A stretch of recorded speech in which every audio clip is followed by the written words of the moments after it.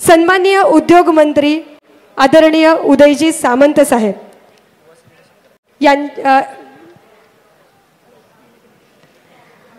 सन्माननीय उद्योग मंत्री उदयजी सामंत साहेब यांचा म्हणजेच दिशा आणि दिशादर्शक आहे। तरुणाईला उद्योग क्षेत्रात प्रगती करण्यासाठी अमूल्य असं करण्यासाठी आणि तमाम शिवसैनिकांना मार्गदर्शन करण्यासाठी मी आदरणीय उदयजी साहेब यांना विनंती करते। राजवी उद्योग समूहाच्या उपस्थित असलेले मंत्रिमंडळातील माझे ज्येष्ठ सहकारी पर्यटन आदरणीय शंभूराज देसाई साहेब, ज्या कारणानं आजचा हा कार्यक्रम होतोय ते जिल्ह्याचे संपर्क प्रमुख शिवाजीराव सावंत सर, पृथ्वीराजजी सावंत, किरणजी सावंत, ऋतुराजजी सावंत, मंडळातील माझे सहकारी आदरणीय अभिजितजी पाटील, अनेक वर्षापासूनचे आमचे सहकारी आदरणीय राजनजी पाटील साहेब, धनाजी तात्या साठे, शिंदे,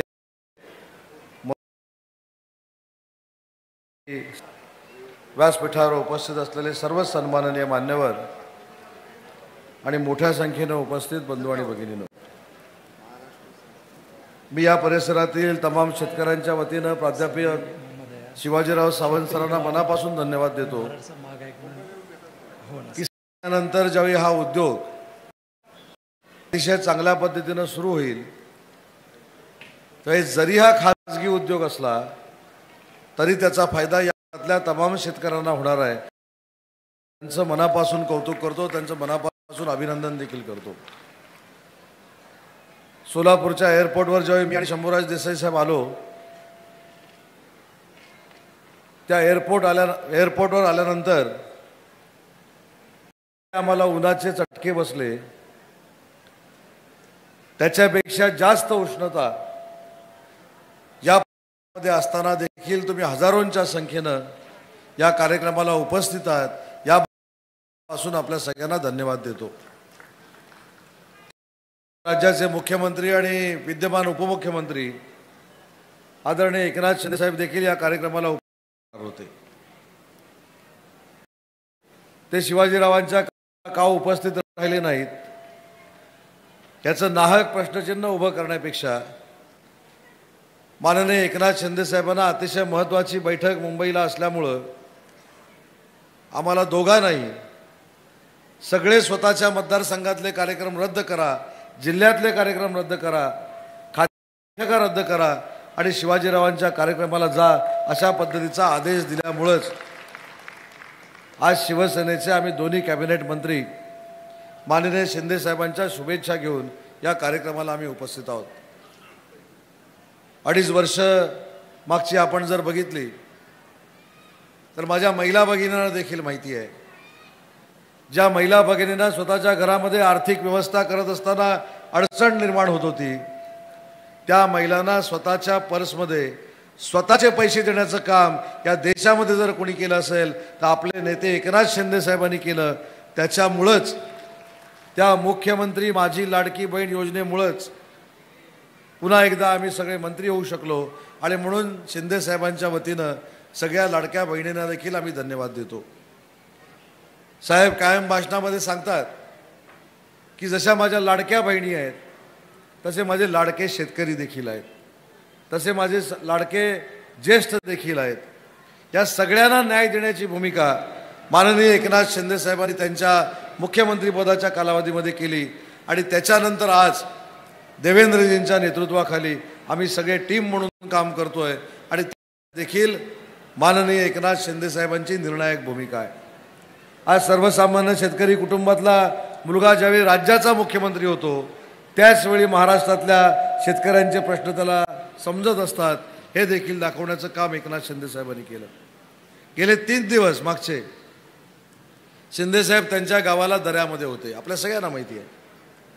आणि दऱ्यामध्ये कशासाठी गेले होते तर विश्रांतीसाठी गेले नव्हते, की त्यांनी जी काही शेतीची जमीन घेतलेली आहे, त्यांनी जी काही जागेवर शेती लावलेली आहे त्या शेतीची निगा करण्यासाठी त्यांच्यातला शेतकरी आणि राज्याचे उपमुख्यमंत्री असताना देखील त्यामध्ये शेती करण्यासाठी 3 दिवस त्या ठिकाणी गेलेले होते। परंतु तिथे गेल्यानंतर देखील काही लोकांच्या पोटामध्ये पोटसूळ उठतो. अनेक लोक सांगतात की एकनाथ शिंदे साहेब हेलिकॉप्टरनं त्या शेतामध्ये गेले.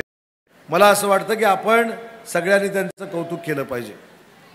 राज्याचे मुख्यमंत्री असताना किंवा आता मुख्यमंत्री असताना जास्तीत जास्त वेळ तुम्हाला देण्यासाठी ते महाराष्ट्रामध्ये फिरतात आणि म्हणून कमी वेळामध्ये स्वतःच्या गावात जावं, त्या ठिकाणी शेतीची देखभाल करावी आणि पुन्हा एकदा कमी वेळ यासाठी एक जर शेतकऱ्याचा मुलगा राजकारणात आल्यानंतर हेलिकॉप्टरनं फिरत असेल तर कोणाला दुःख वाटायचं गरज नाही.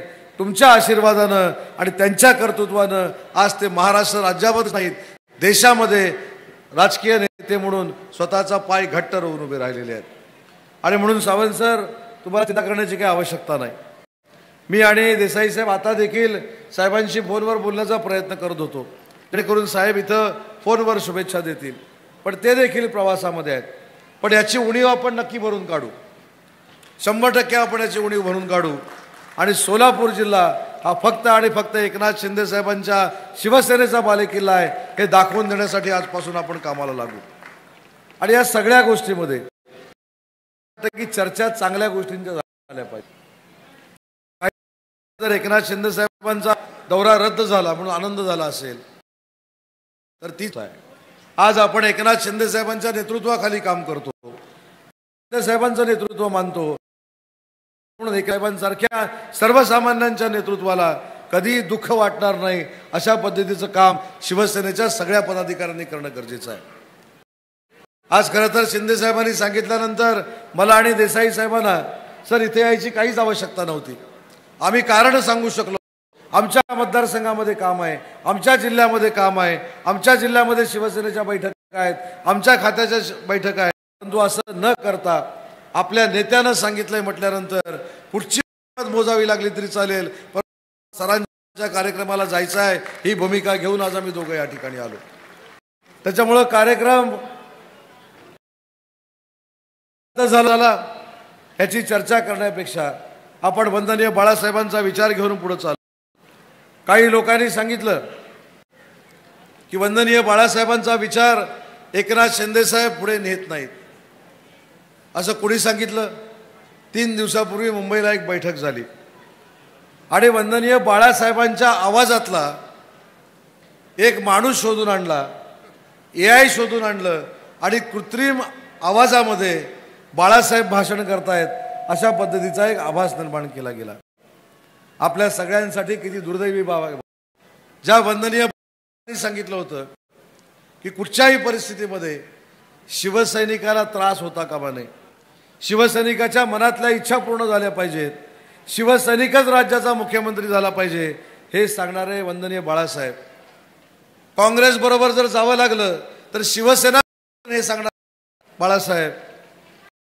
बाळासाहेबांचा विचार माननीय एकनाथ शिंदे साहेबांनी राजकीय वारसा म्हणून आत्मसात केला आणि त्यासाठीच आम्ही 3 वर्षापूर्वी बंड, त्याच्यामध्ये मी असेल, शंभूराज देसाई असेल, या सगळ्यांनी एकनाथ शिंदे साथ दिली आणि या साथीमुळं बाळासाहेबांना अपेक्षित असलेलं सरकार, महायुतीचं सरकार, ज्याच्यामध्ये नैसर्गिक युती आहे भाजपाबरोबरची, ते सरकार एकनाथ शिंदे साहेबांच्या नेतृत्वाखाली आम्ही प्रस्थापित केलं. सगळं सगळ्यांना सांगण्यात आलं, पण वंदनीय बाळासाहेबांची इच्छा काय होती ही मात्र कोणाला सांगत नाही. ती खरी इच्छा आदरणीय एकनाथ शिंदे साहेबांनी लोकांपर्यंत पोचवली आणि म्हणूनच राजेंनी जे सांगितलं की 80 जागा आम्ही लढलो एकनाथ साहेबांच्या नेतृत्वाखाली, 70% जागा, 60 जागा आम्ही जिंकलो, ते 100 जागा लढले आणि 20 जागा जिंकले. खऱ्या अर्थानं महाराष्ट्रानं शिवसेना कोणाची आहे साबित केलं आणि त्याचं सगळं श्रेय शिवसेना म्हणून, धनुष्यबाणाची शिवसेना म्हणून माननीय एकनाथ शिंदे साहेबांना मिळालं. तुम्ही रोज सकाळी उठून बघा, एकच कार्यक्रम काही लोकांचा चालू असतो. माननीय एकनाथ शिंदे साहेबांवर टीका करायची, एकनाथ शिंदे साहेबांची बदनामी करायची, माननीय एकनाथ शिंदे साहेबांबद्दल वाटेल त्या थराला जाऊन बोलायचं. पण दुसरी बाजू बघा, त्याच एकनाथ शिंदे साहेबांनी कधी कोणाबद्दल वाईट प्रचार केला नाही, कधी कोणाबद्दल वाईट बोल, आणि म्हणूनच महाराष्ट्राच्या जनतेनं शिक्कामोर्तब केलं की शिवसेनेचं खरं निवडणुकीमध्ये सिद्ध झालं. देसाई साहेबांनी सांगितलेली गोष्ट अगदी आहे. आम्ही सगळे त्यांच्या नेतृत्वाखाली निवडणूक लढलो आणि त्यांच्या नेतृत्वाखाली आम्ही या सगळ्या निवडणुका जिंकल्या। तशाच निवडणुका आपल्याला स्थानिक स्वराज्य संस्थेच्या जिंकायच्या आहेत। प्रत्येक स्थानिक स्वराज्य संस्थेवर आपल्याला भगवा फडकवायचा आहे आणि शेतकऱ्यांवर अन्याय होणार नाही ही भूमिका सरकारची आहे। आणि त्यातलाच एक प्रयोग आज आमच्या सरांनी, सावंत सरांनी या संपूर्ण परिसरामध्ये केलेला आहे। या प्रकल्पामुळे देखील शेतकऱ्यांना न्याय मिळणार आहे। शेतकऱ्यांच्या पदरामध्ये जास्त पद्धतीचा या परिसरातील लोकांना पैशाचा लाभ होणार आहे। शेतकऱ्यांसाठी ज्या काही विविध योजना आहेत देखील चांगल्या पद्धतीने पुढे नेण्याचं काम शिंदे साहेबांच्या नेतृत्वाखाली आम्ही करू, हाच शब्द देण्यासाठी आज दोन्ही कॅबिनेट मंत्री या कार्यक्रमामध्ये उपस्थित आहेत। पण आपण सगळ्यांनी एक विचार केला पाहिजे। आज आपण शिवसेनेचा मेळावा म्हणून हा मेळावा घेतला आहे, पण आपण सगळ्यांनी विचार केला पाहिजे, जो आपला नेता, जे आपलं नेतृत्व आपल्यासाठी 20-20 तास काम करतं, त्या नेतृत्वासाठी, त्या एकनाथ शिंदे साहेबांसाठी आपण दिवसातनं 2 तास काम केलं तर महाराष्ट्रातला सगळ्यात मोठा पक्ष जर कुठचा असेल तर तो शिवसेना पक्ष असेल। ही गोष्ट आपण मनावर घेऊन आज आपण संकल्प केला पाहिजे।